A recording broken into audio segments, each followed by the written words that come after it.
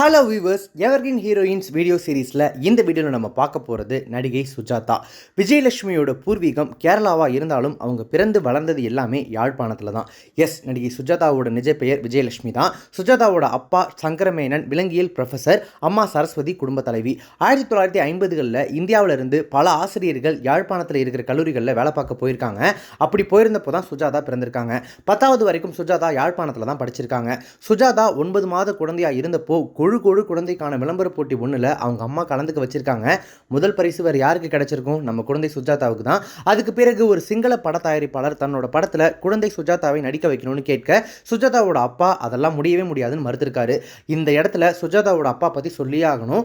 எங்கள் அப்பாவுக்கு பாட்டு, டான்ஸ், சினிமானா பிடிக்கவே பிடிக்காது. வீட்டில் ரேடியோவில் கூட பாட்டு கேட்க விட மாட்டார். சினிமாவுக்கும் கூட்டிகிட்டு போக மாட்டார். அவருக்கு நல்லா படிக்கிறவங்கள மட்டும்தான் பிடிக்கும். ஆனால் நானும் படிப்பில் அந்த அளவுக்கு கெட்டிக்காரியெல்லாம் கிடையாது. அப்பா ரிட்டையர்ட் ஆனதும் நாங்கள் கேரளாவுக்கே திரும்பிட்டோம். அதுக்கப்புறம் தான் நான் மலையாள சினிமாவிலேயே நடிக்க ஆரம்பித்தேன். சினிமான்னு சொன்னாலே வெறுக்கிற அப்பாவுக்கு மகளாக பிறந்துட்டு நான் நடிகையானதுக்கு காரணம் என்னோட அண்ணன் கோபிநாத். அவருக்கு சினிமாவில் நடிக்கணும்னு ஆசை. ஆனால் அவருக்கு சடனாக போலியோ அட்டாக் வந்துட்டதுனால அவரோட சினிமா ஆசை நிராசை ஆயிடுச்சு. அதனால் அவரோட சினிமா ஆசையை என்ன நடிகையாக்கி பூர்த்தி செஞ்சுக்கணும்னு ஆசைப்பட்டார். அதுக்கான எல்லா முயற்சிகளையும் செஞ்சவர் அண்ணன் தான். அதுக்கு பலனும் கிடைச்சிது. ஆனால் எனக்கோ நடிகை ஆகணும்னு கொஞ்சம் கூட ஆசை இல்லை. என் அண்ணனோட ஆசைக்காக தான் மலையாள படங்களில் நடிக்க ஆரம்பித்தேன். என்னோட முதல் படம் தபஸ்வினி. ஒரு விதவை தங்கை கேரக்டரில் நடித்தேன். முதல் படமே ரொம்ப சோகமான கேரக்டர். அதுக்கப்புறம் நான் நடித்த 40 மலையாள படங்கள்லையுமே அநேகமான சோகமான கேரக்டர்களில் தான் நடித்தேன். 1974 வெளிவந்த என்னோட முதல் தமிழ் படமான அவள் ஒரு தொடர்கதையிலையும் ஒரு சோகமான கேரக்டர் தான் எனக்கு கிடைச்சது. அவள் ஒரு தொடர்கதை படம் ரிலீஸ் ஆனப்போ நடிகை சுஜாதா அப்போ ஒரு மீடியாவுக்கு கொடுத்த இன்டர்வியூவில் இது எல்லாத்தையுமே ஷேர் பண்ணியிருக்காங்க.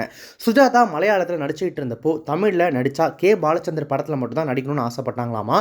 அவங்க ஆசைப்பட்ட மாதிரியே அந்த வாய்ப்பு அவங்களுக்கு கிடைச்சிருக்கு. ஆனால் அவள் ஒரு தொடர்கதையில் கேபி தன்னை நடிக்க வைக்க மாட்டார்னு சுஜாதா கன்ஃபார்மாக நம்பினாங்களாம். இதற்கான காரணத்தையும் அவங்க ஒரு இன்டர்வியூவில் சொல்லியிருக்காங்க. என்ன சொல்லியிருக்காங்க அப்படின்னா, என்னோட பேச்சில் மலையாள வாடை அதிகமாக இருக்கும். முதல் முறை பாலச்சந்தர் சார் என்னை பார்த்தப்போ உங்களோட தமிழ் உச்சரிப்பு சரியா இல்லை அப்படின்னு தான் என்கிட்ட சொன்னார். அதுக்காக என்னை தினமும் தமிழ் பேப்பரை உறக்க படிக்கும்படி சொன்னார். ஆனால் எனக்கு இந்த படத்தில் நமக்கு வாய்ப்பு கிடைக்காதுன்னு தோணிடுச்சு. அதனால் கேபி சார் சொன்ன மாதிரி நான் பேப்பர்லாம் படிக்கவே இல்லை. ஆனால் நான் கொஞ்சம் கூட எதிர்பார்க்காத அந்த சம்பவம் ஒரு மாதம் கழித்து நடந்துச்சு. கேபி சார் என்ன அவள் ஒரு தொடர்கதையில் கவிதா கேரக்டரில் ஒப்பந்தம் செஞ்சார். ஷூட்டிங் ஆரம்பித்தப்போ மலையாளம் கலந்த தமிழ் உச்சரிப்பாக இருக்கேன்னு எனக்கு டப் பண்ணாங்க. 2வது ஷெட்யூலில் நான் சரளமாக தமிழ் பேச ஆரம்பித்தேன். நான் பேசின தமிழை பார்த்து கேபி சார் யார்கிட்டையாவது தமிழ் கற்றுக்கிட்டியான்னு கேட்டு ஆச்சரியப்பட்டார். தவிர இந்த படத்தில் உனக்கு நல்ல கேரக்டர் கொடுத்துருக்கேன். இனிமேல் மற்ற படங்களில் நடிக்கிறதுக்கு முன்னாடி படத்தோட கதை என்ன, உன்னோட கேரக்டர் என்னன்னு கேட்டுட்டு நடி அப்படின்னு என்கிட்ட சொன்னார். அதை நானும் ஃபாலோ பண்ணிகிட்டு இருக்கேன். நடிக்கிறதுக்கு ஸ்கோப் இருக்கிற படங்களாக பார்த்து தான் செலக்ட் பண்ணுறேன். கவர்ச்சியில் எனக்கு சுத்தமாக நம்பிக்கை இல்லை. ஆனால் நிறைய பேர் மலையாளத்தில் நான் கவர்ச்சியாக நடிச்சேன்னு சொல்கிறாங்க. நான் அங்கே நடித்தது எல்லாமே அழுவுற கேரக்டர்ஸ் தாங்க. அதில் எங்கே கவர்ச்சியாக நடிக்கிறது? 1-2 படங்களில் பேண்ட் போட்டு நடிச்சிருக்கேன். இவங்களுக்கு தெரிஞ்ச கவர்ச்சியெல்லாம் அவ்வளோதான் போல அப்படின்னு நடிகை சுஜாதா அந்த இன்டர்வியூவில் சொல்லியிருக்காங்க. அவள் ஒரு தொடர்கதை வெற்றிக்கு பிறகு சுஜாதாவோட சினிமா கிராஃப் மேலே வளர்ந்துக்கிட்டே போச்சு. அதில் அன்னக்கிளி, அவர்கள், அந்தமான் காதலி, ஒரு ஊதாப்பூ கண் சிமிட்டுகிறது, சந்திப்பு, தீர்ப்பு, திருப்பம், நூல்வேலி, பூந்தளிர், மயங்குகிறாள் ஒரு மாது, விதி என ஒன்றுக்கொன்று வித்தியாசமான கேரக்டர்களில் நடிகை சுஜாதா நடிச்சிருப்பாங்க அப்படின்னு சொல்கிறத விட வாழ்ந்திருப்பாங்க. சிவாஜி, முத்துராமன், ஜெய்சங்கர், சிவகுமார், விஜயகுமார், ரஜினி, கமல்னு கிட்டத்தட்ட எல்லா ஹீரோக்கள் கூடவும் நடிச்சிருக்காங்க நடிகை சுஜாதா. அன்னக்கிளியில் காதலி விட்டு கொடுக்குற கிராமத்து அனாதை பொண்ணு கேரக்டர், அவர்கள் படத்தில் சைக்கோ கணவன் கிட்ட சிக்கி தவிக்கிற கேரக்டர், அந்தமான் காதலியில் நடை, உடை, பாவனை எல்லாத்துலேயுமே அந்தமான் பொண்ணாவே மாறியிருப்பாங்க சுஜாதா. நூல்வேலியில் தான் மகளா நினைத்த பெண்ணோட தப்பா பாடுகிற கணவனுக்கு மனைவியா ஒரு எழுத்தாளராக நடிச்சிருப்பாங்க. பூந்தளிரில் கேன்சரில் இறந்து போகிற இளம் அம்மா கேரக்டர், விதி படத்தில் காதல் என்ற பெயரை சொல்லி ஏமாத்துற ஆண்களுக்கு எதிரான வக்கீல் கேரக்டரில் ரொம்ப போல்டாக தீயாக நடிச்சிருப்பாங்க சுஜாதா. ஆரம்பத்தில் இருந்தே கதைகளுக்கு முக்கியத்துவம் கொடுத்து நடித்ததால் கிட்டத்தட்ட சுஜாதா நடித்த எல்லா கேரக்டர்களையுமே நம்மளால் கொண்டாட முடியும் இப்போ வரைக்குமே அப்படின்னு தான் சொல்லணும். 21 வயசில் தான் சுஜாதா நடிக்க ஆரம்பித்தாங்க. அவள் ஒரு தொடர்கதையில் நடிக்கிறப்போ அவங்களுக்கு 24 வயசு. அதனாலேயோ என்னமோ அந்த காலத்து வழக்கப்படி ரொம்ப சீக்கிரமே அம்மா கேரக்டர்களில் நடிக்க ஆரம்பிச்சிட்டாங்க. ஆலய தீபம், உன்னை நான் சந்தித்தேன்னு அம்மா ரோல் பண்ண ஆரம்பித்தவங்க கடல் மீன்கள், உழைப்பாளி போன்ற படங்களில் அவங்க ஜோடியாக நடித்த கமல், ரஜினிக்கே சீக்கிரமாக அம்மாவாக நடிக்க ஆரம்பிச்சிட்டாங்க.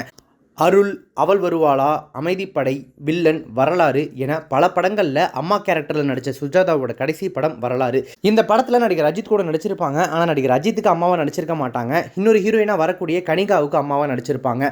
தமிழ், தெலுங்கு, மலையாளம், ஹிந்தின்னு 100 படங்களுக்கும் மேலே நடிச்சிருக்காங்க சுஜாதா. மற்றவங்களுக்கு சுஜாதா சரியாக மரியாதை கொடுக்கறதில்ல, வணக்கம் கூட சொல்கிறது இல்லைன்னு ஒரு கான்ட்ரவர்சி அவங்க கரியரோட உச்சத்தில் இருந்தப்போ இருந்துச்சு.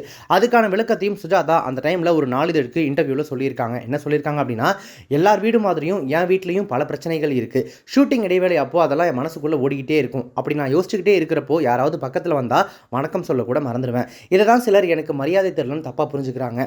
அதனால் கல்யாணம் செஞ்சுக்கிட்டு கூடிய சீக்கிரம் சினிமாவை விட்டு விலகிட போகிறேன் அப்படின்னு சொல்லி அந்த பேட்டியில் சொல்லி வருத்தப்பட்டிருப்பாங்க சுஜாதா. சுஜாதாவோட திருமண வாழ்க்கையில் நிறைய முன்னுக்கு பின்னான தகவல்கள் உண்டு. காதல் திருமணம், கணவர் ஜெயகர் கையில் வச்சு தாங்குறார். ஒரு பையன் ஒரு பொண்ணுன்னு சந்தோஷமாக இருக்காங்க சுஜாதா. பொண்ணு டாக்டர், பையனுக்கு தான் கொஞ்சம் உடம்பு முடியல, அதனால தான் அவங்க வீட்டிலேயே இருக்காங்கன்னு பல தகவல்கள் உண்டு.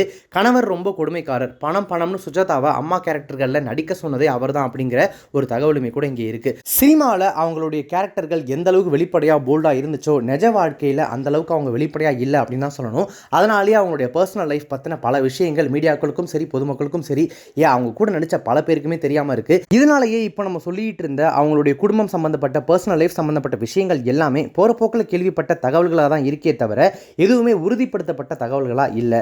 அவங்களுடைய பர்சனல் லைஃப் என்ன கதை அப்படின்றது அவங்கள சார்ந்தவங்களுக்கு ரொம்ப நெருக்கமாக இருக்கிறவங்களுக்கு மட்டும்தான் தெரியுமாமா. அதையுமே கூட ரொம்ப நெருக்கமாக இருக்கிறவங்களுக்கு அவங்க விருப்பப்பட்டால் மட்டும் தான் சொல்லுவாங்களாம், ஷேர் பண்ணுவாங்களாம். சினிமா துறையில் விசாரிக்கும் போது சுஜாதா பொது வாழ்க்கையில் எப்படியோ, ஆனால் அவங்களுடைய பர்சனல் லைஃப்பில் அவங்க ரொம்பவே ரகசியமானவங்க.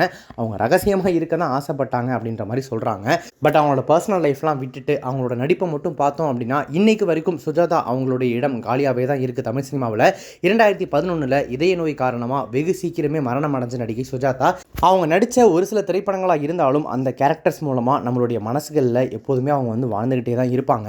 அதில் எந்த சந்தேகமுமே இல்லை. இந்த எவர்கிரீன் ஹீரோயின்ஸ் வீடியோ சீரிஸில் இப்போ நடிகை சுஜாதாவை பற்றி சொன்ன விஷயங்கள் உங்களுக்கு பிடிச்சிருந்துச்சு அப்படின்னா லைக் பண்ணுங்கள், ஷேர் பண்ணுங்கள். இந்த வீடியோவில் சொன்ன தகவல்கள் பற்றி உங்களுடைய கருத்துக்கள் என்ன அப்படின்றத கமெண்ட்ஸில் மென்ஷன் பண்ணுங்கள். நம்ம சேனலை இது வரைக்கும் சப்ஸ்கிரைப் பண்ணாதவங்க யாராவது வீடியோ பார்த்துருக்கீங்க அப்படின்னா மறக்காம உடனே இப்போவே நம்ம சேனலுக்கு சப்ஸ்கிரைப் பண்ணிட்டு பக்கத்தில் நோட்டிஃபிகேஷன் பில் பட்டனையும் மறக்காம டிங் பண்ணி வைத்திருங்க.